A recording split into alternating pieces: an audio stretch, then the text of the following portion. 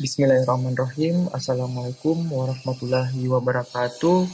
Rabbi sholli sadri wa yassirli amri wahlul 'uqdatam min lisani yafqahu qauli. Kembali lagi dengan saya Yuda Islam Yusufia dalam eh, tugas proyek 3 pada mata kuliah rekayasa perangkat lunak dan project base yang diampuh oleh dosen Ibu Putri Lestari Lokapitasari. Nah, di sini saya akan sedikit membahas atau menjelaskan mengenai tugas proyek 3. Saya lanjut ke slide berikutnya. Nah, jadi dari studi kasus sebelumnya atau tugas proyek 2, kita membahas mengenai problem area. Nah, di sini kita juga membahas domain data, bisnis model, interface berdasarkan problem area yang telah kita buat sebelumnya. Nah, lanjut di bagian pertama yakni domain data. Bisa kita lihat di sini untuk kelas profile di sini memiliki variabel antara lain ada integer, jenis kelamin, tanggal lahir, kota asal, status, pendidikan terakhir, nomor handphone, pekerjaan, universitas. Nah, di sini juga ada sebuah metode atau function node yang menyimpan semua profil-profil. Nah, setelah itu profile sangat berhubungan dengan yang namanya login pemilik kos dan login pencari kos. Di login pencari kos bisa kita lihat di sini variabel nomor HP dan password kita bisa gunakan untuk mendaftarkan pemilik kos berdasarkan metode daftar, dan jika kita lupa akan nomor HP atau akan akunnya kita, bisa kita coba menggunakan metode lupa password seperti itu. Nah, lanjut untuk profile berhubungan dengan login pencari kos. Di sini juga variabelnya ada 2. Yang pertama ada nomor HP dan password masing-masing bertipe variabel string. Lalu di bawahnya ada metode lupa password, daftar, sign Google, sign Facebook, dan sign Apple. Nah, di sini juga pencari kos berhubungan dengan data kos sendiri. Nah, data kos sendiri itu ada ID-nya, ada nama, ada tipe, latitude, longitude, luas kamar, fasilitas, area lingkungan, keterangan lain, deskripsi yang bertipe variabel teks, pemilik kos, string, harga, dan update add, lalu create add. Ya, masing-masing juga memiliki metode antara lain ajukan sewa, simpan kos, dan bagikan kos seperti itu. Nah, lanjut untuk login pencari kos berkaitan dengan verifikasi akun. Di sini ada metode yang namanya email, terus metode yang namanya nomor handphone, dan metode namanya identitas seperti itu. Nah, lanjut untuk area kos itu bertipe variabel ID bertipe integer, lalu ada kota, ada cabang kota, lalu ada kategori. Nah, begitu pula kelas sewa juga ada ID kos, integer, lama sewa, tanggal masuk, dan tanggal keluar. Lalu juga ada kos kampus, di sini juga ada ID, ada variabel kampus dan variabel kota. Lalu booking, di sini ada metode riwayat, metode draft, dan metode baru dilihat seperti itu. Lanjut ada di bagian riwayat kos, lalu voucher. Nah, saya lanjut ke slide berikutnya di bagian yang namanya bisnis model.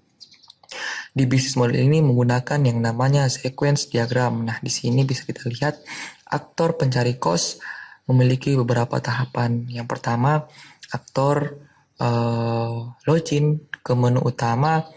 Setelah itu aktor juga atau pencari kos memasukkan atau mencari kos sesuai kriteria yang diinginkan. Nah, terus setelah itu dia mendapatkan daftar kos yang dia inginkan.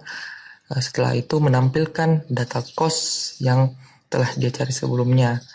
Nah, lanjut di sini juga bisa didapatkan informasi dan rute. Terus sistem itu memberikan informasi dan rute yang diinginkan. Setelah itu aktor juga dapat melakukan transaksi dalam aplikasi dan mendapatkan informasi transaksi. Nah, lanjut di bagian interface bisa kita saksikan yang pertama itu tampilan utama. Nah, di sini untuk jenis akun pencari kos bisa kita lihat ada beberapa header. Nah, di sini itu ada cari iklan, favorit, chat dan lainnya. Lalu ada tampilan profile. Di sini bisa kita lihat ada beberapa sidebar seperti kos, booking, riwayat kos dan selebihnya. Lalu di sini ada tampilan pencarian kos. Nah, di sini mungkin lebih spesifik mengarah kepada fungsi utama dalam aplikasi, yakni kita bisa melihat kos di sekitaran area yang kita tempati. Lanjut di sini juga bisa kita lihat tampilan favorit yang difavoritkan dan pernah dilihat.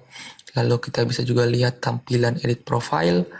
Di sini bisa kita lihat data pribadi dan profesinya kita. Setelah itu kita beralih kepada jenis pemilik kos. Di sini bisa kita lihat juga pada bagian dashboard ada kos, apartemen, pekerjaan dan selebihnya.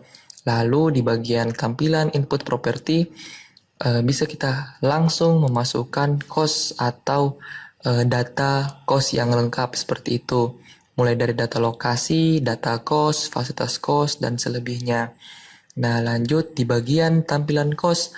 Di sini seharusnya kalau kita telah memasukkan atau menginputkan kos yang kita miliki, nanti akan kelihatan daftar kos yang kita inginkan. Kurang lebihnya seperti itu.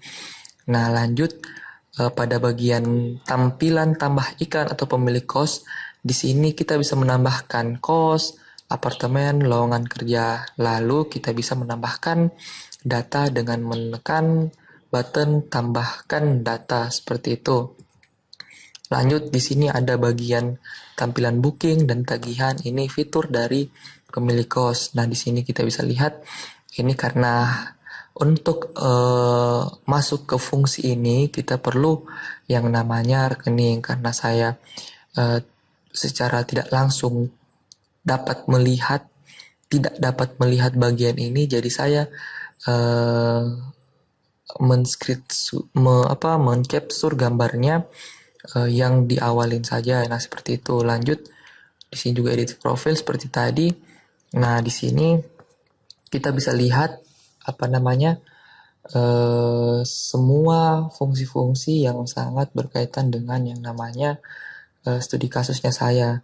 Jika mungkin ada yang kurang lebih dimengerti, mohon dimaafkan. Saya rasa mungkin sampai ketemu lagi di tugas proyek keempat atau tugas terakhir. Wabillahi taufiq walhidayah. Wassalamualaikum warahmatullahi wabarakatuh.